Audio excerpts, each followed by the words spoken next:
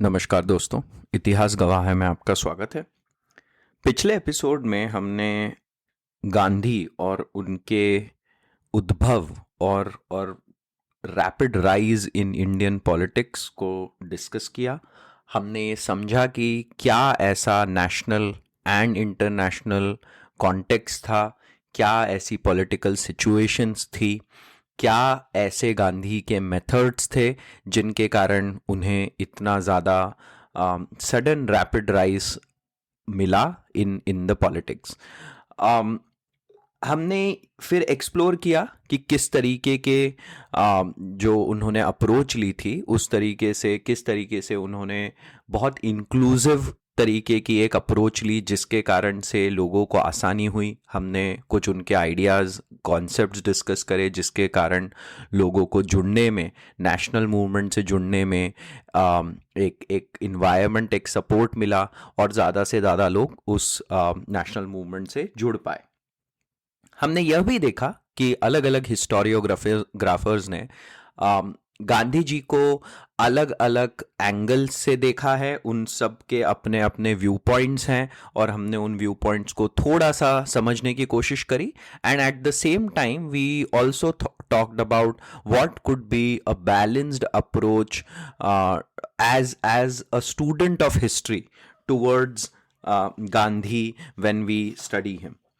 अब देखिए, ऐसा है कि सोशल साइंस ओपिनियंस के कारण ही अलाइव रहता है, ऐसा मणिकांत सर अपने लेक्चर्स में भी बहुत बार कह चुके हैं और मुझे भी यही फील होता है कि अगर ओपिनियंस नहीं होंगे तो सोशल साइंस का एग्जिस्टेंस ही नहीं होगा। तो ओपिनियंस होना तो ज़रूरी है, बट मुझे ये भी लगता है कि आपका गांधी के लिए कोई भी ओपिनियन हो, there are many many many sides to it, many many sides and not just many sides but complicated sides, complicated takes that people have when it comes to Gandhi. He is one of the most studied and debated and discussed people in the world, not just in India, in the world, है ना। तो ये discussions और debates तो लगातार होने चाहिए, but at the same time as a student of history मुझे ऐसा लगता है कि we should move away from this very recent trend of bashing our luminaries, our national freedom fighters, our leaders of national movement। भले side कोई सा भी हो, हमें उन्हें बैशिंग नहीं करनी है, बट हमको समझना है कि what was the context and in that context how can we see their actions and learn from them। तो यही मेरा उद्देश्य है। Again, as I said, you can choose any side you want to, but for someone like Mahatma Gandhi, for someone like Mohandas Karamchand Gandhi, एक समय बिताना उन्हें समझने के लिए थोड़ा सा बनता है, क्योंकि अगर आप भारतीय हैं तो ये हमारे ही इतिहास का हिस्सा है और इससे आपकी समझ भी बनेगी और आपकी विचारधारा और क्लियर और बेहतर बनेगी, ऐसा मेरा मानना है। तो आज के एपिसोड में हम डिस्कस करेंगे जो फर्स्ट 2 to 3 मूवमेंट्स तो नहीं कहेंगे, बट छोटे छोटे जो सत्याग्रह गांधी ने किए in the initial part of his journey and that contributed to his rise in Indian national movement. So 1915 में जब गांधी वापस आए तो फर्स्ट वर्ल्ड वॉर चल रहा था, and at that time and even before, right from the beginning of first world war, Gandhi took an approach of supporting British, और उन्होंने लोगों से सेना में भर्ती होने के लिए और इवन आर्थिक तरीके से मदद करने के लिए एक अपील करी। एंड इसको भी लेकर बहुत ज़्यादा विवाद है, इसको भी लेकर बहुत ज़्यादा क्रिटिसिज्म होता है गांधी का, बट ये समझना चाहिए कि one reason he was taking this approach was in the hope of some kind of concessions after the war ended।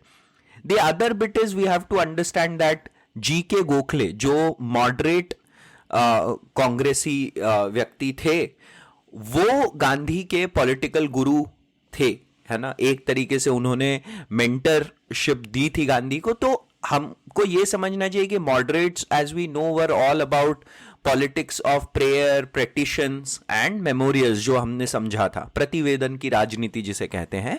और अगर एक तरीके से हम देखें कि अगर Gandhi is getting mentored by someone who is of that type of political approach, then we can also understand why he must have taken the side of British during the world war in the hope of concessions later. अब 1915 से 16 के बीच में कहते हैं गांधी जी ने भारत का भ्रमण करा। He went across India on the suggestion of Gopal Krishna Gokhale to understand the complexity, the pluralities of India. जैसा हमने कहा, देखिए इंडिया फिर हमने इस सीरीज में बहुत बार ऐसा समझने की कोशिश करी है कि बहुत लेयर्स ऑफ कॉम्प्लेक्सिटी है हमारी कंट्री में, राइट? जात हो गया, धर्म हो गया, जेंडर हो गया, रीजन हो गया, लैंग्वेजेस हो गया, ये सारे contribute to the complexity of our nation. तो यही शायद एक साल Gandhi he went around India and probably tried to understand the complexity of India.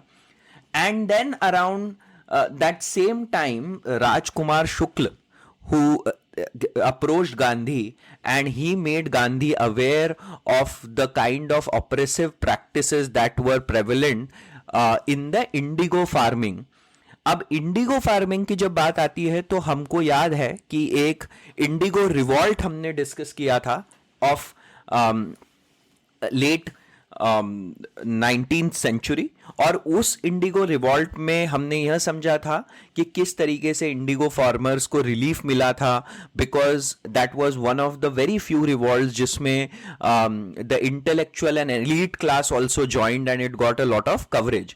But इसका फायदा उन एरियाज को नहीं मिला था जहां पर रियोतवारी सिस्टम था। हमने ये भी समझा था जब हम रेवेन्यू पॉलिसी समझ रहे थे कि permanent settlement was not expanded by the British government, क्योंकि परमानेंट सेटलमेंट में जमींदारों को बहुत ज्यादा फायदा था और गवर्नमेंट को एक तरीके से रेवेन्यू का नुकसान हो रहा था।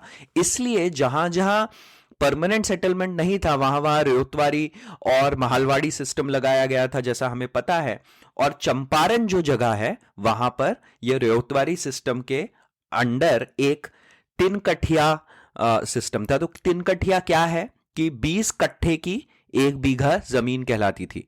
तो द आइडिया वाज कि फार्मर 3/20 मतलब 20 कट्ठे में से 3 कट्ठे को इंडिगो फार्मिंग में लगाएगा, और वो इंडिगो फार्मिंग को ऑफ कोर्स ब्रिटिश गवर्नमेंट लेकर बाहर के बाजार में बेचेगी, क्योंकि उस समय इंडिगो का बहुत ज्यादा उपयोग डाई बनाने में किया जाता था। और इस कारण से हमने जैसे पहले भी इंडिगो फार्मिंग से रिलेटेड जो बातें करी थी कि ये बहुत ही एक्सप्लॉयटेटिव सिस्टम था। तो यहां पर अब हुआ ये कि 19th सेंचुरी के एंड तक Germany developed a method to create synthetic dye. अब सिंथेटिक जब वो डाई क्रिएट होने लग गई तो इंडिगो की डिमांड कम होने लग गई, और जैसे ही इंडिगो की डिमांड कम होने लगी तो जो जमींदार थे, अब they like the government was not able to pay off in any वे।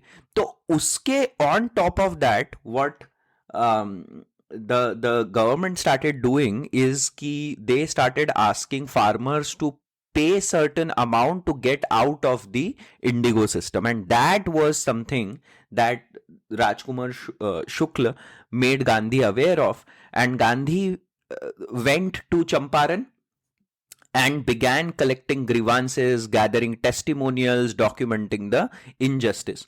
और जब गांधी जी ये कर रहे थे तब वहां के जो डिस्ट्रिक्ट डीएम थे, मतलब कलेक्टर भी थे वहां के, W.B. Haycock, he first resisted the inquiry and then he asked Gandhi to leave, but Gandhi defied the orders, and that was the एक तरीके से बहुत ही नए तरीका का डिफायंस था कि हम जाएंगे भी नहीं बट हम पीसफुली ये काम करते रहेंगे। And to that the British government had no clue और नो रिस्पॉन्स कि अरे करे क्या, कोई जा ही नहीं रहा है, बट बहुत ही पीसफुल तरीके से काम हो रहा है। And ultimately, due to the kind of support that Gandhiji garnered in Champaran, like people started realizing that he was truly working for to alleviate the grievances. और इसके चलते finally British government set up a committee and invited Gandhi ji to be a part of it. And finally October 1917 में Champaran agrarian act पास हुआ which abolished the tin kathia system, and it kind of became the first major victory. और इसी को ही हम चंपारण सत्याग्रह के नाम से भी जानते हैं, जब भी हम हिस्ट्री में कभी हमने पढ़ा होगा तो. और this became a very prominent victory because it was for, you know, towards alleviating the farmer grievances. इसी की जब खबरें फैलने लगी तो फाइनली खेड़ा सत्याग्रह की भी इसी से ही एक कॉन्टेक्स्ट बिल्ड हो गया, क्योंकि फिर से हमको क्या समझना है कि जमींदारी एरियाज में तो परमानेंट सेटलमेंट था, और जो रेतवारी और महलवारी एरियाज थे वहां पे गवर्नमेंट डायरेक्टली ही ये टैक्स वसूल करती थी.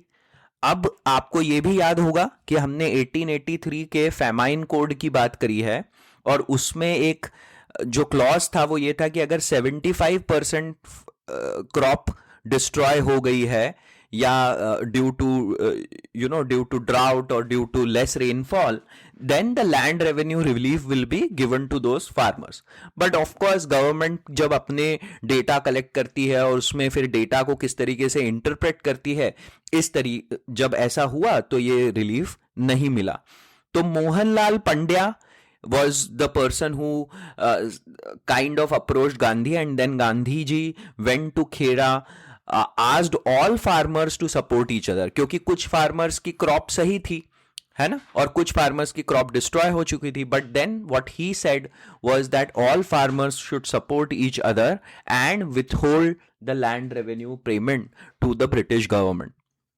और फिर से यहां पर बहुत मोमेंटम गैदर हुआ, बहुत लोग इनके सपोर्ट में आ गए, and then finally due to this pressure British government suspended the collection of land revenue. One of the key leaders that emerged, who emerged through and during Kheda Satyagraha was Sardar Vallabhbhai Patel, who emerged later of course as a prominent figure in Congress. तो ये जो दो शुरू के सत्याग्रह थे, चंपारण सत्याग्रह और खेड़ा सत्याग्रह of 1918, they kind of propelled Gandhiji's popularity in the country, and the biggest reason being that they were very very farm oriented. देखिए, farmer related कोई भी चीज है वो भारत में एक बहुत बड़ी बात हो ही जाती है. रिसेंट के इवेंट से भी हमको ये पता चलता है, और यही बात तो उस समय और भी ज्यादा स्ट्रांग थी. The third was Ahmedabad mills strike.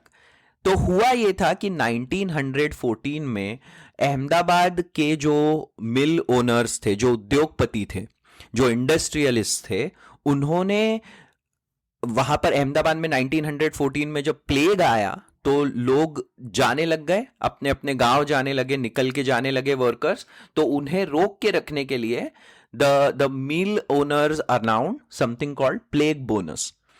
अब 1918 तक आते आते ये प्लेग बोनस अब नॉर्मल अपनी सैलरी में मिलता रहा था. अब 1918 में आप सोचिए, 1914 से 18 का हमने जो वर्ल्ड वॉर का एक सबसे बड़ा इंपैक्ट देखा था कि इन्फ्लेशन हुआ, प्राइस में राइज हुआ. तो इस कारण से जब ये बात आई कि अब ये जो प्लेग बोनस था इसको अब हटाया जाएगा, तो बहुत ज्यादा वर्कर्स ने इसके अगेंस्ट रिजर्वेशंस दिखाया, राइट, कि कैसे अभी सडनली हमारी सैलरी रिड्यूस हो जाएगी when the costs are rising, right, we are under greater pressure. और अनुसुया साराभाई कहते हैं, she approached Gandhi ji to come and help alleviate the problems of the mill workers, right. And फिर इन्होंने वहां जाकर पीसफुल स्ट्राइक करी, and not just peaceful strike करी. और यहां पर हमको जो गांधी जी का एक जो न्यास का सिद्धांत, जिसे हम ट्रस्टीशिप, जो हमने पिछले एपिसोड में भी डिस्कस किया था, वो देखने को मिलता है. Which was basically he also talk to mill workers to say कि we have to meet the mill owners midway, हम पूरा रिडक्शन भी नहीं करने देंगे और पूरे सब की सब एकदम जितना था उतना ही रहे, ऐसा भी शायद ना हो पाए.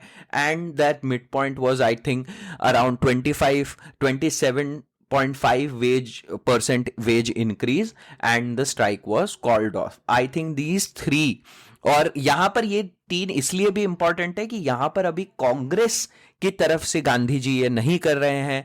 दीज आर इंडिविजुअल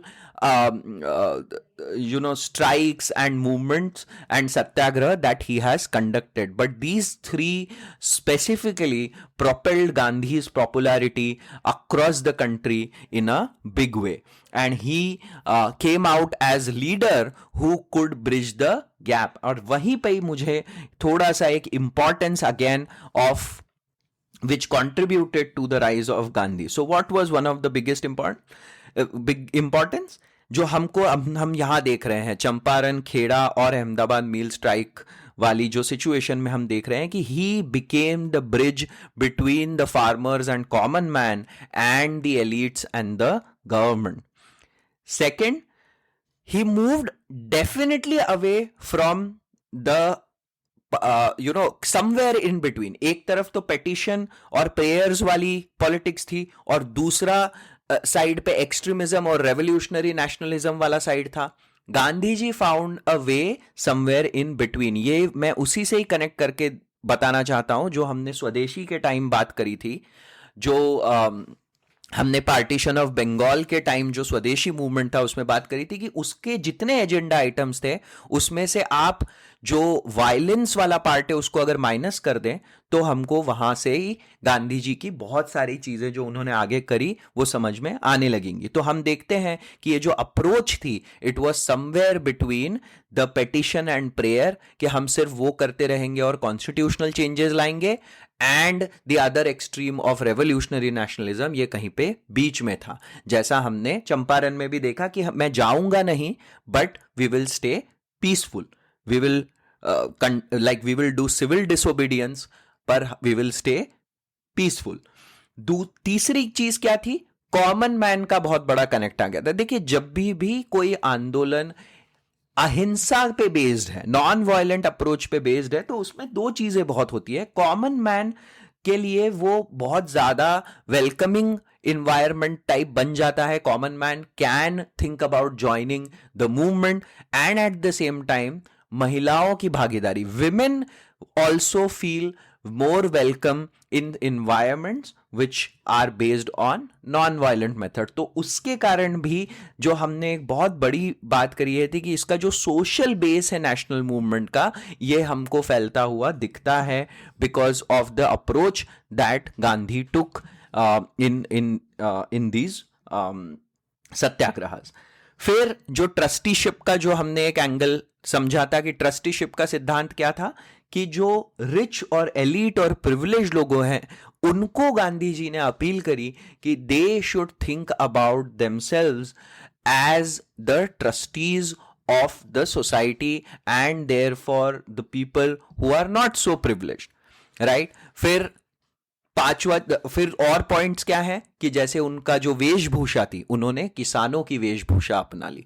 और किसानों की देखो वेशभूषा, देखिए बहुत बार लोगों को लगता है कि अरे क्या है कपड़ों से क्या होता है, बट ध्यान रखिए कपड़ों से भी एक बहुत बड़ा कनेक्ट बिल्ड होता है. Similarly travelling in third class compartment like a common man began building that connect with people. Then villages में बहुत क्रिएटिव प्रोग्राम्स शुरू करे और बहुत लाखों गांव उन प्रोग्राम से जुड़ते गए. और इन प्रोग्राम में ऐसे कोई बहुत हाई प्रोडक्टिविटी या इकोनॉमिक बेनिफिट नहीं था, बट इसमें basically bringing the people together वाला एक बहुत बड़ा अप्रोच था. प्रभात फेरियां करी गई, चरखे पे सूत काटने के प्रोग्राम चलाए गए, सड़कों की सफाई जो बाद में एक स्वच्छता को फोकस करके जो एक सैनिटेशन एंड हाइजीन पे फोकस लाया गया, ग्राम पंचायतों का गठन किया गया. फिर अंग्रेजी भाषा की जगह क्षेत्रीय भाषा के भाषाओं के माध्यम से लोगों के तक पहुंचने का प्रयास करा गया. जैसे जो कांग्रेस के अधिवेशन हुए उन अधिवेशनों पे में तमिल, तेलुगु, उड़िया, गुजराती, इन भाषाई आधारों पर समितियों का गठन किया गया, जिससे ज़्यादा से ज़्यादा लोग इन नेशनल मूवमेंट का हिस्सा बन सके। उस समय हमको ये भी समझना चाहिए कि it was and it is still in India, it is largely a male dominated, male prominent society, और उस समय ये कहीं ज्यादा था। तो लोगों को कभी कभी ये भी लगता था कि जो महिलाएं हैं वो अगर पार्टिसिपेट करेंगी तो वो अपने परिवार से जुड़ के ना रह पाएंगी, वो अपनी पारिवारिक मर्यादाओं का पालन नहीं कर पाएंगी। तो इन्होंने, गांधी जी ने बहुत बार सावित्री, दमयंती, सीता, इनके उदाहरण देके एक पुरुष प्रधान समाज को भी काइंड ऑफ आश्वस्त किया कि अगर महिलाएं इसका हिस्सा बनेंगी तो that is not necessarily going to lead to break in family structure or all those kind of fears that were prevalent at that time, and that also led to a huge participation of women in these movement. तो हम बार बार, मैं आपको यही बताना चाहता हूं कि national movement का ये वो फेज है जब अब सोशल बेस वाइडन हो रहा है by more inclusive approach that is welcoming to common man, to women, to farmers, to mill workers। तो अब देखिए, अब ये सब नेशनल मूवमेंट से जुड़ रहे हैं। अब वर्ल्ड वॉर जब एंड हुआ तो जैसे मैंने कहा था कि Gandhi ji was expecting, and many other people like Gandhi ji who were supporting the British government during world war was expecting some concessions, but concessions never came. In fact what came was the Rowlatt Act, which basically talked about detaining people without trial। और ये Rowlatt act का नाम जो Rowlatt district है उस पे पड़ा गया, उसका आज का करंट नाम रेवाड़ी डिस्ट्रिक्ट है जो कि हरियाणा में है।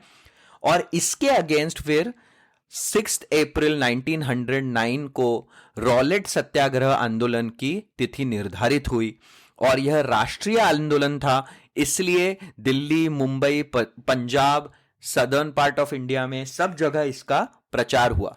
अच्छा, पंजाब में एक और जो बहुत ज्यादा बड़ा ग्रीवांस था कि पंजाब में बहुत ज्यादा फोर्स्ड कंस्क्रिप्शन हुआ था। फोर्स कंस्क्रिप्शन का मतलब है कि किसी को, लोगों को फोर्स करके सेना में भर्ती किया गया था ड्यूरिंग फर्स्ट वर्ल्ड वॉर, और उसके लिए भी बहुत ज्यादा जनाक्रोश था।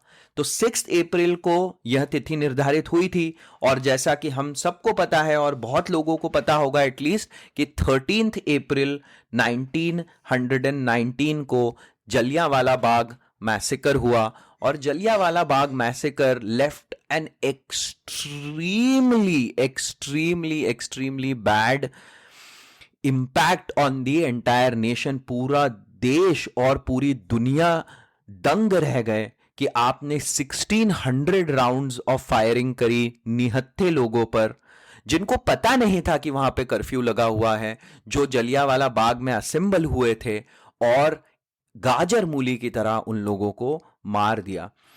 और इसको लेकर, इसी बात को लेकर the Rowlatt Satyagraha was called off, the आंदोलन को समाप्त किया गया। बट हमें यह समझना चाहिए कि just because of the kind of response that came from national and international community put government under a huge psychological pressure, और इसके चलते रॉलेट एक्ट कायम तो रहा अगले 2-3 साल, पर कोई भी गिरफ्तारियां नहीं हुई। तो ये जो शुरू के 3-4 हमने मूवमेंट्स देखे इस एपिसोड में, this was the initial part of Gandhi's journey in the national movement and that contributed to his rapid rise as we have been discussing। आज के एपिसोड में हम यहीं पर पॉज करेंगे। अगले एपिसोड में हम यहां से आगे बढ़ेंगे और खिलाफत and non cooperation movement discuss करेंगे। सुनने के लिए धन्यवाद। अंटिल नेक्स्ट टाइम, जय हिंद।